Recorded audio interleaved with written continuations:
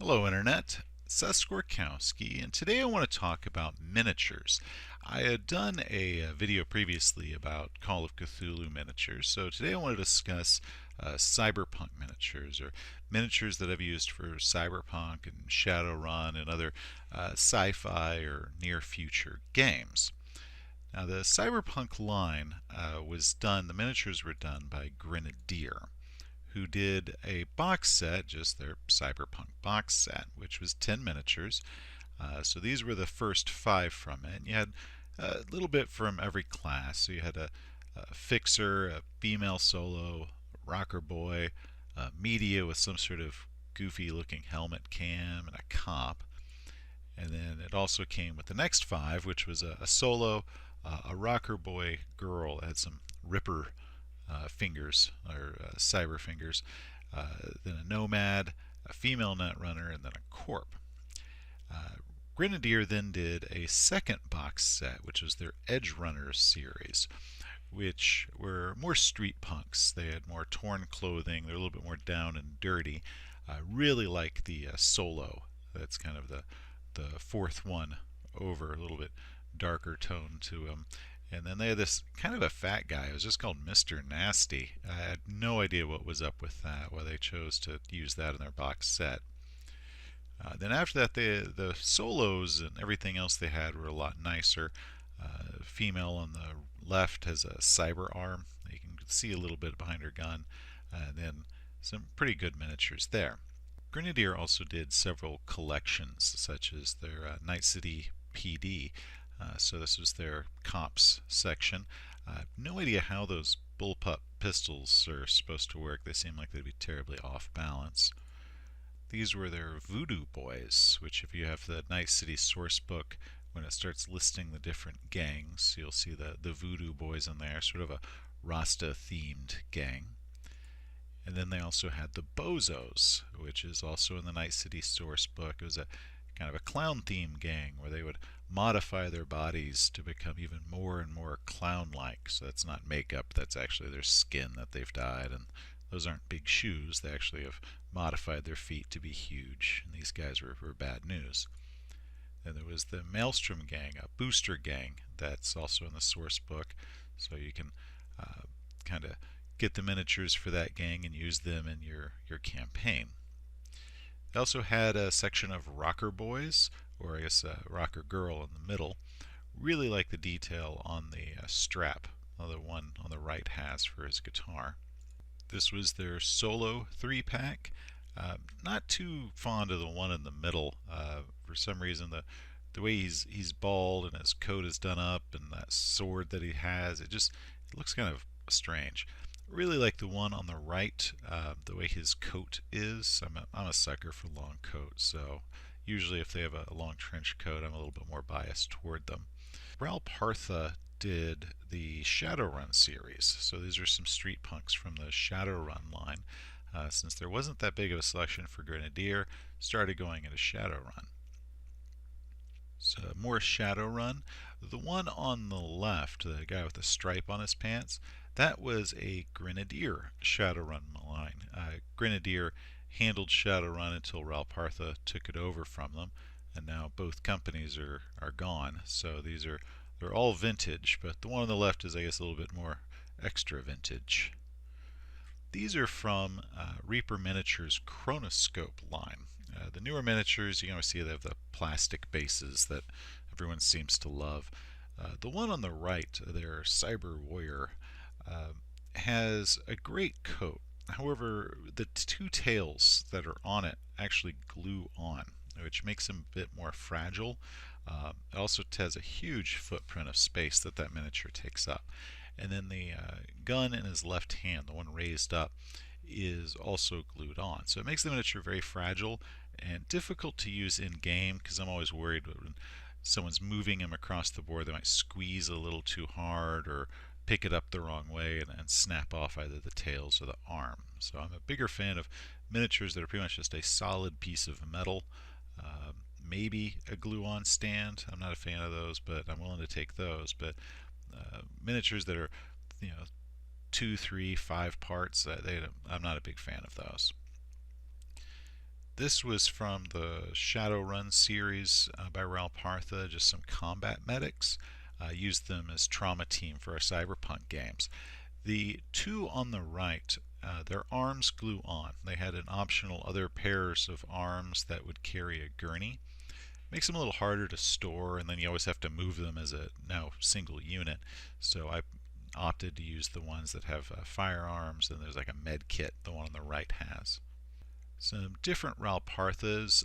There's a media on the left with some big camera. Some street samurai or yakuza. I can't remember which they are from Ralpartha. This was a team of assassins that you can get from Ralpartha. Really dig the one in the middle. I like the way that one looks. I like the very long barrel of the pistol that he has and the glasses.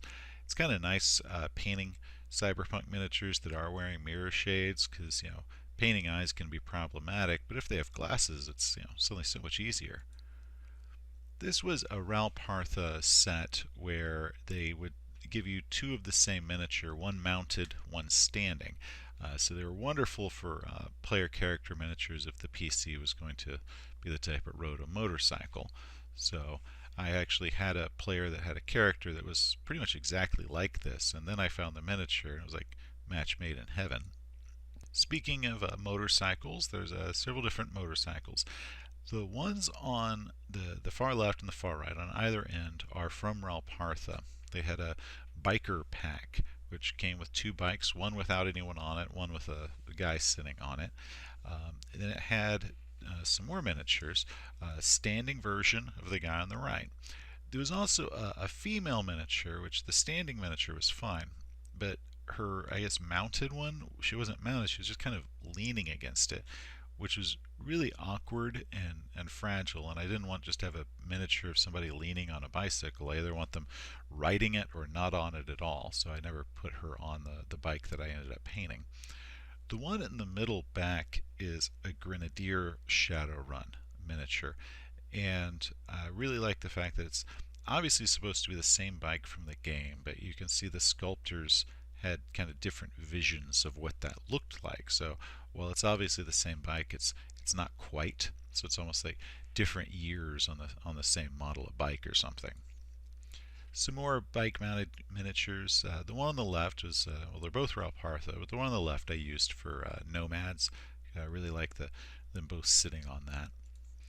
Some different cyber psychos, also Ralpartha. The one on the left is really great. However, he has this sort of minigun thing. It's popping out of his back and sticking up, and that is glued on. So the elbow for the gun is one piece, and then the gun itself is another. So again, that makes him a little bit more fragile, so I have to be more careful when using him. Different Ralpartha Shadowrun miniatures.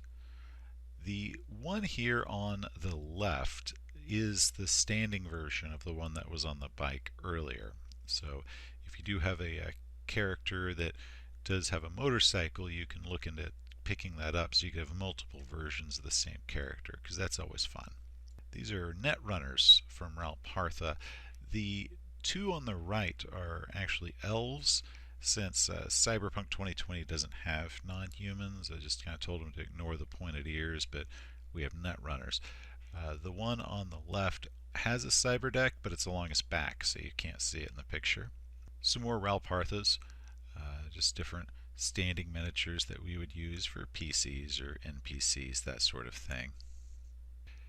This was a group of kind of tough kids. This is from a company called Hassle Free Miniatures out of England.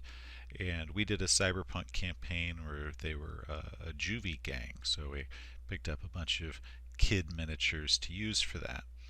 Now if you notice, the stands, the plastic stands that they're using, are smaller than the normal stands that you find with miniatures. These are a 20mm size. And I actually picked up a couple extra packs of those because I prefer smaller stands, because the large ones take up a lot of space on the board where you can't get them too close together. And some of the larger stands, the 25 and the 30mm stands, sometimes are difficult to actually put into a case because the stand is so wide and deep. So, but these are the hassle-free miniatures, kind of juvie gangs. Some more kids. I have no idea who made these. I really dig the fact that their stands are actually skateboards. That was a lot of fun. But I picked them up off of eBay, and it never said who made them, and I never really dug too deep to find out who manufactured these miniatures. Some ninja miniatures. The one on the far right is done by Reaper. It's part of their Chronoscope line. I think that's supposed to be Snake Eyes from G.I. Joe. He has this very, very large sword. His hand that's holding it is glued on. And once again, with my feeling about gluing miniatures together, that sword is the main spot somebody would pick it up by if they're moving it across the table, so that could cause that hand to break off. It's actually been glued on a couple of times. And if you do paint them, that can, damage the paint when you have to rip it off and glue it on. So again, not a big fan. The one in the middle is either Reaper, but it also might be out of the Rapham USX line. Something about a ninja with an Uzi I couldn't say no to. It's kind of a 1970s sort of motif there. The two on the left are from Reaper from their Chronoscope line, and then the girl on the right is Rapham USX Modern Day Heroes. You can see the stand difference there. So the two Reaper ones, since their legs are wide apart, I had to use the 25 millimeter base with those. But then the one on the right, since she's just standing on one foot, I was able to use the 20 millimeter base, so she takes up less space in a case or on the board. So it's kind of a side by side of what they look like when you use the smaller stands. A couple more Raw Partha Shadowrun miniatures. Seem to have a sword motif they like doing there. I like the fact the one in the middle has Wolvers extending out of his hand. Some more Raw Partha Shadowrun. These two are from the Rapham USX series, and I bought them separately, and I had not realized at the time that they were actually the same miniature but with different weapons in his hands. So it's actually the same guy. One of them has a minigun, one of them has a normal saw machine gun, but kind of disappointed when I got them and found out it's really just the same dude. All three of these are from the Reaper Chronoscope series. The one on the left with the killer abs is some sort of space pirate, I think, but we liked him too much, we had to use him. And then the one in the middle, this Corp, you can see there's a green line from the metal from the stand. And what that is I had originally had one of the larger bases on him. And then after I got the hassle-free smaller stands, I broke off the original larger base and I stuck a smaller one on so we'd have a smaller footprint on the board. And I never got around to painting the rest of the stand to match it, so there's kind of a green stripe. These some more Shadowrun miniatures by Raw Partha. The two on the left are their net runners, but they're a little bit more down and kind of street level than the ones before. The guy in the middle actually has a rat sitting on his shoulder, so it's not really familiars in Cyberpunk, but if you just have a guy that has a pet rat, that's the miniature for you. The one on the left is a Raw Partha, and I bought it off of eBay. The description of it was just hobo with a shoddy, and I could not say no to it, so I had to get it, and we use that hobo every chance we get. The one in the middle, the guy with the kind of clunky looking cyber arm and a big scar across his face, that is actually a Star Wars miniature. But he looked so much like Rats, the bartender at the beginning of William Gibson's Neuromancer, that I just had to have him. And so I use that miniature very often in a Rats sort of case, bartenders or shop owners that the PCs are dealing with. Some more Ralparthas. The one on the left was a half-orc. Part of the reason his face is so goofy, well, he already always had kind of a goofy face, but then I then shaved off the tusks that were sticking up, so now it's just even more of a mess. But one of the things I like about it is it's one of the very few miniatures that I found that miniature where they have a pistol that has a silencer on it. In fact, it's the only one that I have that has a silenced pistol. So that was the reason I picked it up, and normally I would have avoided any of the non-human miniatures, but I had to have that pistol. This is a Killbot from Rafham's USX line. You know, it's always good to have a killer drone or two, so I picked this one up from Rafham. The one on the left is Reaper, the Reaper chronoscope. They're kind of road warrior look, and I'm pretty sure, but not 100%, that the one on the right is Rafham USX, and it's actually a Kurt Russell from Big Trouble in Little China sort of thing. Which, you know, Kurt Russell had a different machine gun in his hand. He had a Tech 9, and this one they have a little miniature MP5, but it's obviously supposed to be Jack Burton from Big Trouble in Little China.